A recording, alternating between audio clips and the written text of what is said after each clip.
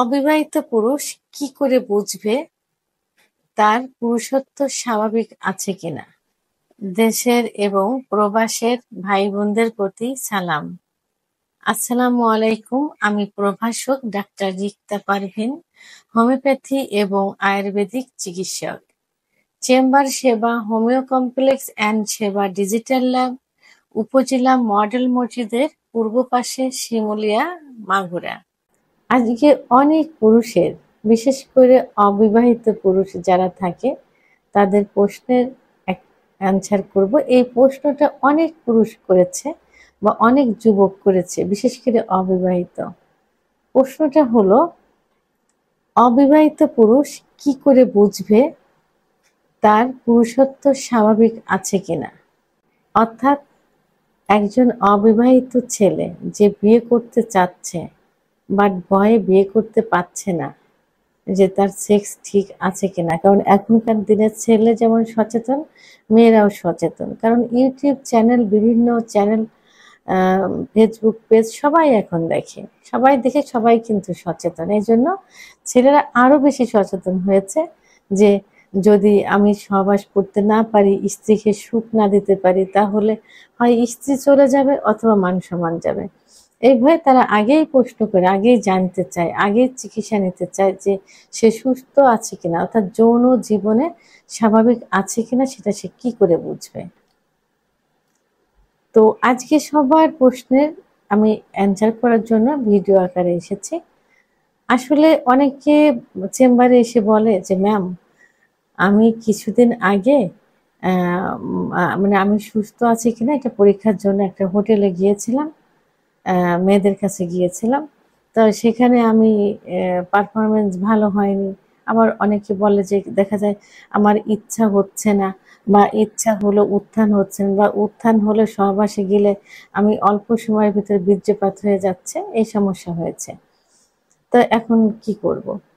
তো আসলে এই যে মানে সে ভালো আছে কিনা এইটা পরীক্ষা করার জন্য সে হোটেলে যাবে, সে একটা কল গার্ল ডেকে নিয়ে তার বাসায় নিয়ে আসবে, তার মা বাবা তখন থাকে না, নিয়ে আসবে কি বন্ধুর বাসায় নিয়ে যাবে, তার প্রবাসী ভাইয়ের ভাবির সঙ্গে সম্পর্ক করবে, মানে পরীক্ষা করবে যে সে ঠিক আছে কিনা।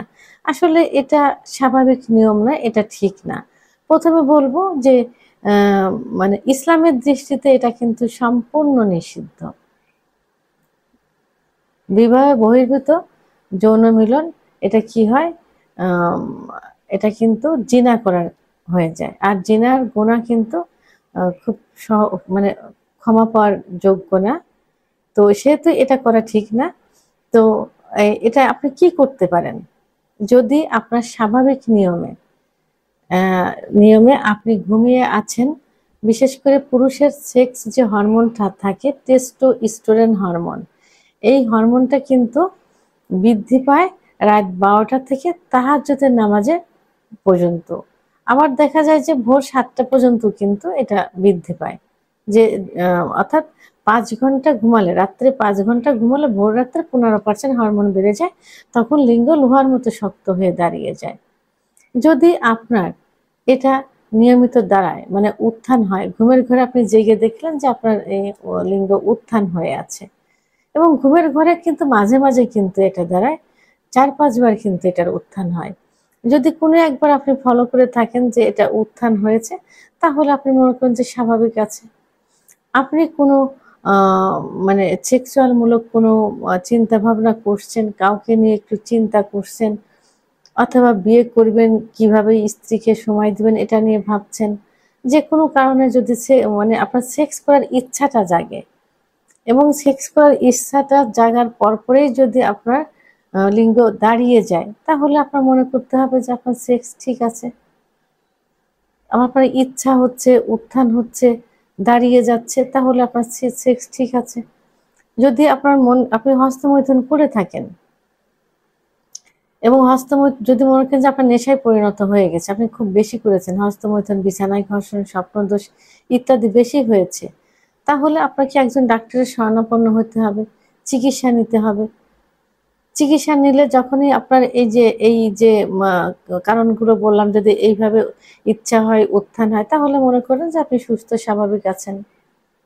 আবার অনেক সময় যে যারা এসে বলেন যে আমি অমুক গিয়েছি বাইরে পরীক্ষা করতে মেয়েদের কাছে, কিন্তু আমার দাঁড়ায়নি বা ইচ্ছা হয়নি। আসলে এটা তো সঠিক ওয়ে না। সহবাসের জন্য কিছু নিয়ম আছে। মনটা ফ্রেশ থাকতে হবে, আশঙ্কামুক্ত থাকতে হবে, মানে ভয় ভীতিহীন থাকতে হবে।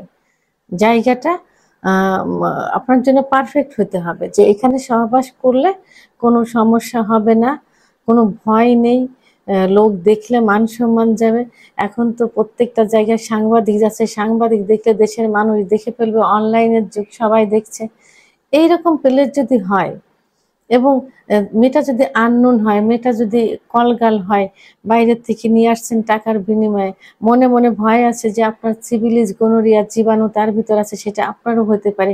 এই আশঙ্কাগুলো যদি আপনার ভিতরে থাকে, তাহলে তো আপনি কখনোই সেক্সের সময় পারফেক্ট সময় দিতে পারবেন না, আপনার পারফরমেন্সটা তো ভালো হবে না। সেহেতু এদের কাছে যাওয়া, যে পরীক্ষা করাটা সঠিক না। সঠিক, আমি যে কারণগুলো বললাম, এই কারণগুলো যদি হয় তাহলে এটা সঠিক। এবং আরেকটা সঠিক হলো, আপনাকে কি করতে হবে, বিয়ে করাটা হলো সঠিক। বিয়ের পরে একটা মেয়ে আননোন অবস্থায় থাকে, তার সাথে দেখা নেই, কোনো কিছু নেই, পরিচয় নেই। প্রথমত এরকম হতে পারে 2 সপ্তাহ, 3 সপ্তাহ, 1 মাস, এরকম হতে পারে যে গেলাম, সহবাসে গেলাম, যাওয়ার সঙ্গে সঙ্গে বীর্যপাত হয়ে গেল, অথবা আহ লিঙ্গ উত্থান হচ্ছে না, ইচ্ছা হচ্ছে না। এটা প্রথম মাস, প্রথম সপ্তাহ, দ্বিতীয় সপ্তাহ এরকম হতে পারে। এটাতে ভয়ের কোনো কারণ নেই। কিন্তু 1 মাস পরে যেও যদি সমস্যা হয়, তখন আপনি মনে করবেন যে আপনার এটা সমস্যা, আপনি যৌন লাইফে পারফেক্ট নেই। যখন আপনি 1 মাস পরেও আপনার স্ত্রীর সঙ্গে পারফেক্ট সময় দিতে পারছেন না, সেটাই আপনার জন্য অস্বাভাবিক। তখন আপনার চিকিৎসা নিতে হবে। তাহলে আপনি অবিবাহিত অবস্থায় স্বাভাবিক আছেন কিনা সেটা পরীক্ষা করার জন্য আপনাকে বিয়ে করতে হবে। বিয়ে করলেই কিন্তু এটা কনফার্ম হওয়া যাবে যে আপনি সুস্থ স্বাভাবিক আছেন কিনা। ভিডিওটি সম্পর্কে যদি কোনো মতামত থেকে থাকে, অবশ্যই কমেন্টসের মাধ্যমে জানাবেন।